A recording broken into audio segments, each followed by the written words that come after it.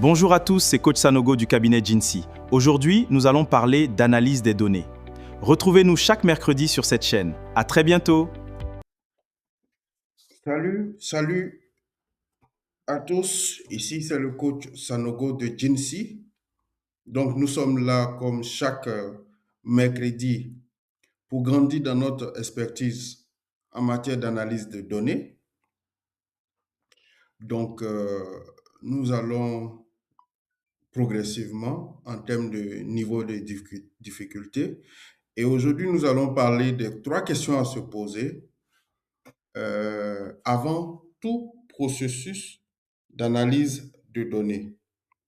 Donc, pour poser le contexte avec une petite histoire, donc, nous nous retrouvons avec un analyste, on va l'appeler Moussa.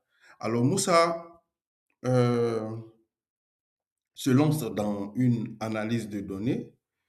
Donc, il fait de jolis graphiques, de jolis tableaux, et tout fièrement, il va les présenter. Il va présenter le fruit de son travail à, à son responsable. Et après une brève observation, une brève lecture, le responsable lui pose une question toute simple. Alors, très bien. Quelle décision est-ce que cette analyse devrait permettre d'éclairer? Alors, il s'ensuit un silence parce que notre ami Moussa a procédé à une analyse avant même de savoir pourquoi. Donc, pour ne pas vous retrouver dans la même situation où vous allez perdre 3 jours, 4 jours à faire un gros travail et qui ne sera pas utilisé parce que ça ne répond pas à un besoin concret, on va vous demander de suivre ce mini tuto où nous allons vous présenter 3 questions à se poser avant tout processus d'analyse de données. Alors, ce mini tuto, c'est pour un niveau débutant. Donc, pour aller dans le vif du sujet, voici les 3 questions à se poser avant toute analyse.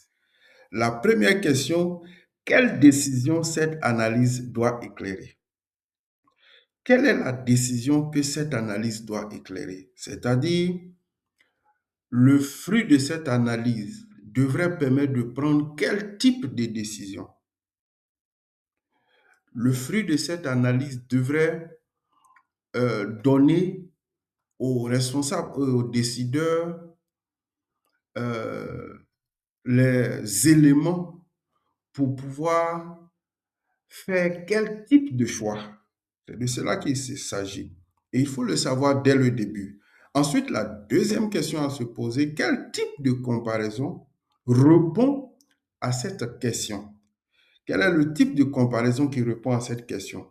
Donc, est-ce qu'il faut comparer, par exemple, les résultats qu'on a obtenus par rapport à une cible qu'on s'était fixée pour pouvoir conclure, ou bien il faut comparer les résultats de 2 périodes ou de plusieurs périodes pour pouvoir arriver à la conclusion qu'on veut faire, pour pouvoir prendre la décision qu'on veut prendre, ou bien il faut plutôt comparer les résultats entre 2 groupes distincts afin de pouvoir arriver à une certaine conclusion.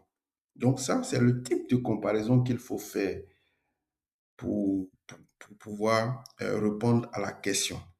Et puis enfin, et non des moindres, il faut se demander, même si les 2 points au-dessus sont respectés, est-ce que j'ai la donnée? Est-ce que les données sont disponibles? Non seulement elles doivent être disponibles, mais elles doivent être aussi de qualité. Parce que faire des analyses sur des données qui ne sont pas de qualité, c'est très dangereux. C'est très dangereux. Voilà, donc voici les 3 questions qu'il faut se poser avant de se lancer dans un gros processus, même un petit processus d'analyse de données, pour ne pas perdre son temps inutilement.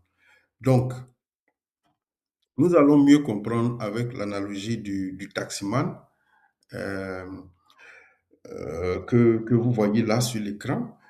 Donc, pour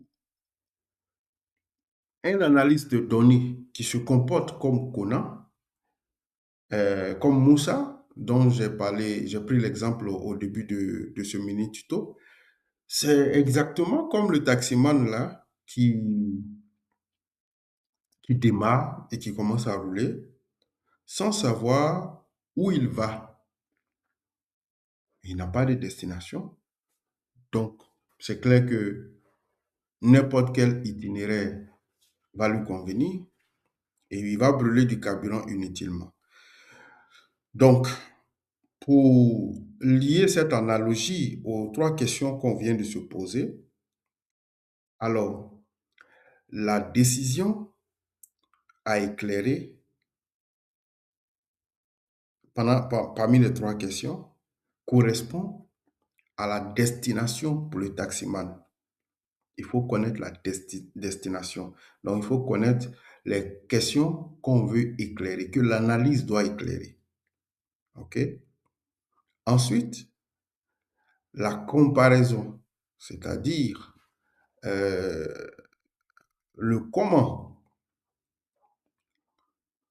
qui va permettre de pouvoir trancher, de pouvoir prendre la décision qui est la comparaison, correspond chez le taximan à l'itinéraire, c'est-à-dire comment on va arriver à cette destination. Et puis, la donnée fiable, c'est pour le taximan le carburant et l'état du véhicule. Voilà, le carburant et l'état du véhicule. Donc, sans les trois, et même sans l'un des trois, on ne peut pas arriver à un résultat probant. Voilà.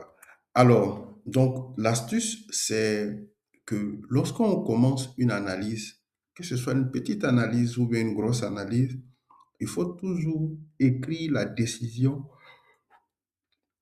Il faut toujours écrire la décision visée en une phrase, en haut du fichier ou d'un papier, avant de toucher aux données. À quoi est-ce que je veux répondre? À quoi est-ce que cette analyse va répondre? Il faut clairement avoir cela en tête avant de commencer tout processus d'analyse. Donc, on retient que les trois questions à se poser avant d'entamer tout processus d'analyse, c'est d'être clair sur la décision qu'on veut éclairer, la comparaison qu'on veut faire pour pouvoir euh, arriver à prendre, à clarifier cette décision, et puis être net, être sûr que des données fiables sont disponibles.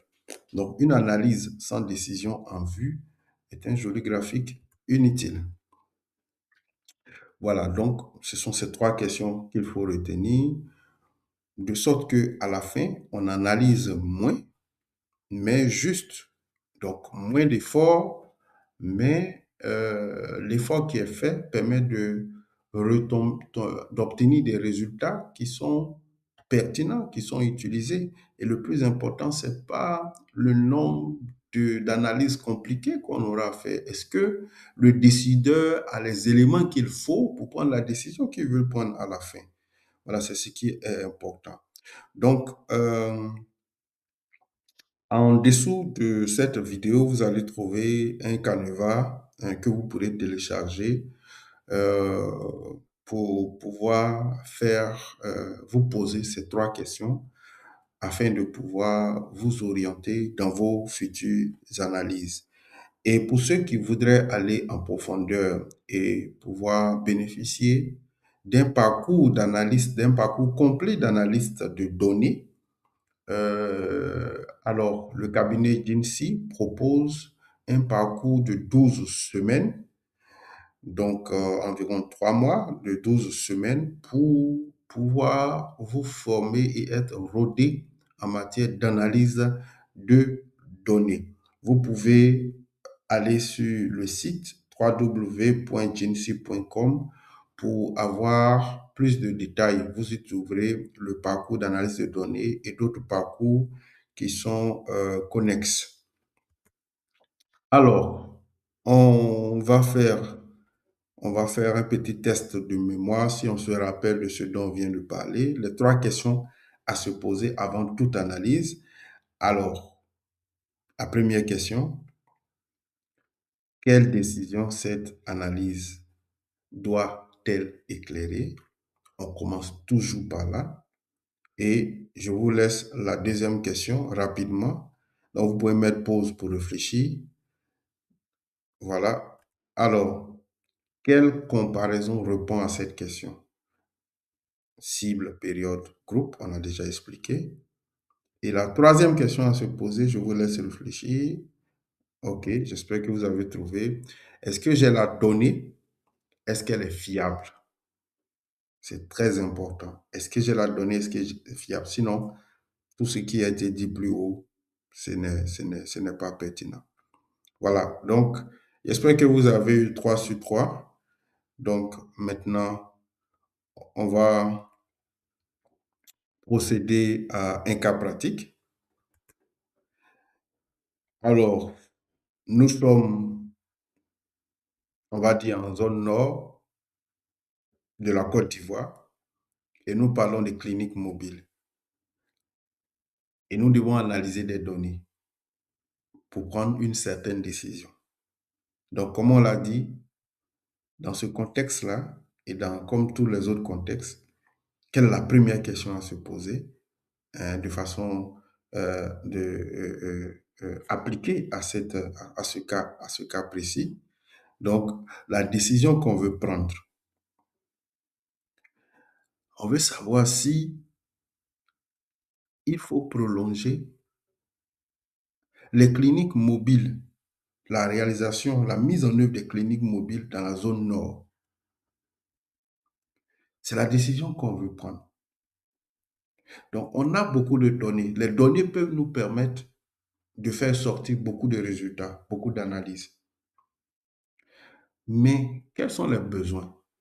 Dans ce cas précis, notre besoin, c'est que on a besoin de savoir si il y a la nécessité réelle de continuer les cliniques mobiles en zone nord. Et ça, c'est la première question qui est capitale avant de commencer. Donc, une fois qu'on est clair sur ce besoin, alors on va se poser la question de savoir quelle approche il faut adopter pour pouvoir répondre à cette question. Donc, quelle est la comparaison qu'il faut faire? Et dans notre cas précis, on va dire que les cliniques mobiles sont faites dans le cadre des CPN.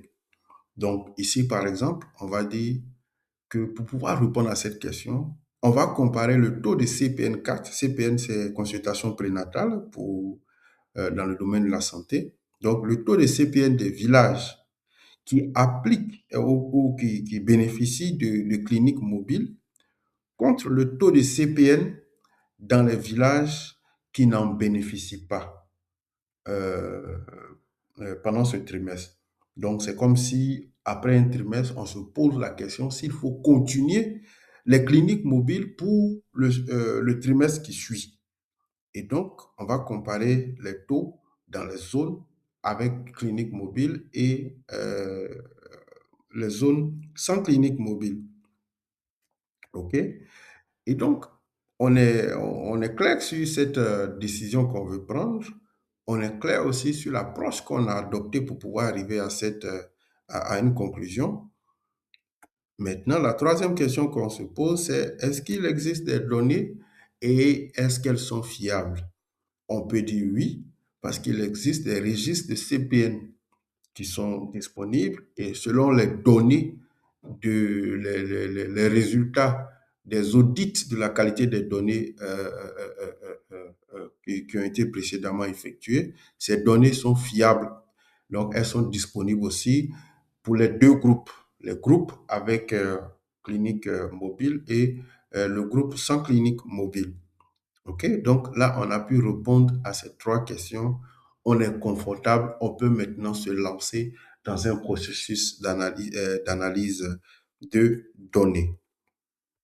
Voilà, donc on termine en retenant que si on ne peut pas répondre à ces trois questions ou à l'une de ces questions, il n'est pas nécessaire de se lancer dans un processus d'analyse parce qu'on va produire un joli petit rapport qui peut-être va montrer qu'on est très fort, mais ça ne va pas servir à la prise de décision. Or, le but de l'analyse des données, c'est d'éclairer la prise de décision. Voilà, donc c'était aujourd'hui le coach Otenon Sanogo. Donc, on se dit à mercredi prochain pour une autre plongée dans l'analyse de données. Ciao!